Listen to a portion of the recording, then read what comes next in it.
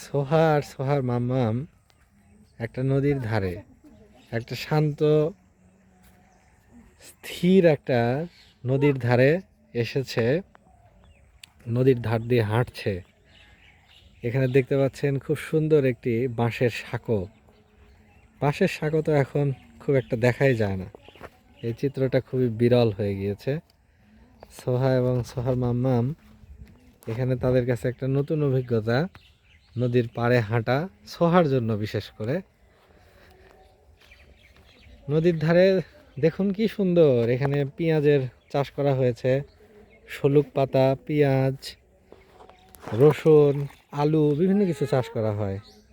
সোহা এখানে এসে ঢিল দিয়ে খেলছে, অর্থাৎ মাটির দলা, সেটাকে আমরা স্থানীয়ভাবে বলি ঢ্যাল, আঞ্চলিক ভাষায় বলে ঢ্যাল, পুস্তকের ভাষায় বলা হয় ঢিল।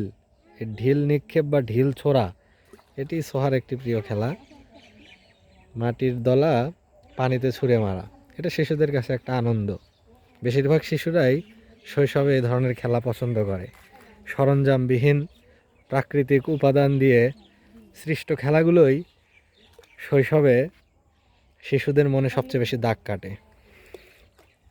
পড়ন্ত বিকাল, সূর্যের রিফ্লেকশন পানিতে দেখা যাচ্ছে, গাছের প্রতিচ্ছবিগুলো পানিতে স্পষ্ট। সূর্য হেলে পড়েছে, আধা ঘন্টার ভিতরে হয়তো সূর্য তলিয়ে যাবে। এই সময় নদীর ধারে দৃশ্যগুলো আরও বেশি সুন্দর লাগে। পাখিগুলো এই যে এদিক সেদিক ওড়াউড়ি করছে, সারাদিনের খাবার খেয়ে, কীটপতঙ্গ খেয়ে তারা এখন ধীরে ধীরে তাদের নিড়ে পাখির বাসায় চলে যাবে। এখন নদীর ধারে বিকেলবেলা পাখির ওড়াউড়ি বা দল বেঁধে পাখি আকাশ দিয়ে উড়ে যাচ্ছে, এই চিত্রটা লক্ষ্য করা যায়, এই চিত্রটা দেখা যায়। নদীর ধারে যে কোনো সবজি চাষ করলে এখানে একটা সুবিধা আছে, সেটা হলো যে সেচ দেওয়ার ঝামেলাটা নাই। নদী থেকে পানি নিয়ে যে কোনো সময় নেওয়া। কি মা কি, ও তাই তো, একটা ব্যাঙ মারা গেছে, এই যে একটা ব্যাঙ। এবং পানি খুব স্বচ্ছ, পানিটা খুবই ট্রান্সপারেন্ট। নিচে যে শৈবাল, নিচে যে উদ্ভিদগুলো আছে সবগুলো দেখা যায়। এবং মাঝে মাঝে পুঁটি মাছ যখন দৌড়ায় তখন পুঁটি মাছ একদম দৃষ্টিগোচর হয়, দেখা যায় যে একটা পুঁটি দৌড়াচ্ছে। খুবই অল্প পানি, অগভীর।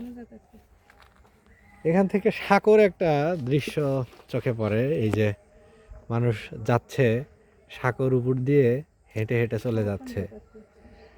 সব সময়ই একজন দুজন মানুষ বিভিন্ন কাজে, কেউ হয়তো হাটে যাচ্ছে, কেউ স্কুলে যাচ্ছে। এই পারের সাথে ওই পারের সংযোগই স্থাপিত হয় সাঁকো দিয়ে। নদীমাতৃক বাংলাদেশের সাধারণ একটি চিত্র হচ্ছে সাঁকো, বাঁশের সাঁকো। তবে এখন তো ঢালাই ব্রিজ চলে এসেছে, তবে এখনও অনেক জায়গায় সাঁকো আছে, তবে চিত্রটা অনেক কম। রসুন গাছ, এখানে রসুন গাছ লাগানো হয়েছে।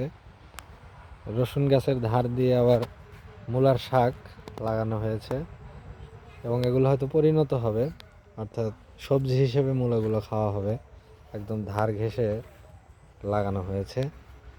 এই পাশে দেখা যাচ্ছে পেঁয়াজের গাছ, পেঁয়াজগুলো বেশ পুষ্ট হয়েছে, খুব সুন্দর হয়েছে পেঁয়াজগুলো বড় বড় হয়েছে, নিশ্চয় বড় বড় গোলা হবে, খুব সুন্দর হয়েছে।